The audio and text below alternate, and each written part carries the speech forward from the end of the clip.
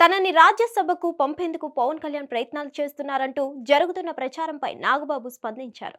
పవన్ కళ్యాణ్ ఢిల్లీకి వెళ్లి కేంద్ర పెద్దలను కలిసింది రాష్ట్ర అభివృద్ధి కోసమే అని, తన స్వార్థం కోసం కాదని అన్నారు.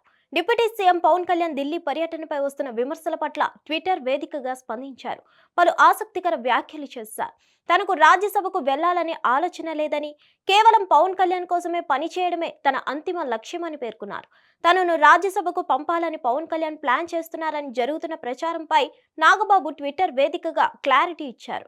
నాగబాబు తన అధికారిక ట్విట్టర్ ఖాతాలో ఏం రాసుకొచ్చారంటే, అతని స్వార్థం తెలియని ప్రజా నాయకుడు, అతని ప్రతి పని ప్రజా శ్రేయస్సు కోసమే, వ్యక్తిగత స్వార్థానికి అతనెప్పుడు దూరంగానే ఉంటాడు. అతను ఎప్పుడూ సత్యానికి ధర్మానికి కట్టుబడి ఉంటాడు. మన రాష్ట్ర బంగారు భవిష్యత్తు కోసం ఎంతవరకైనా వెళ్తాడు, పోరాడతాడు. ఢిల్లీ వెళ్లిన ఉద్దేశం స్వార్థ ప్రయోజనాల కోసం కాదు, మన రాష్ట్ర ప్రయోజనాల కోసం. అలాంటి నాయకుడి కోసం నా లైఫ్ ని ఇవ్వడానికి నేను ఎప్పుడూ సిద్ధంగా ఉంటాను.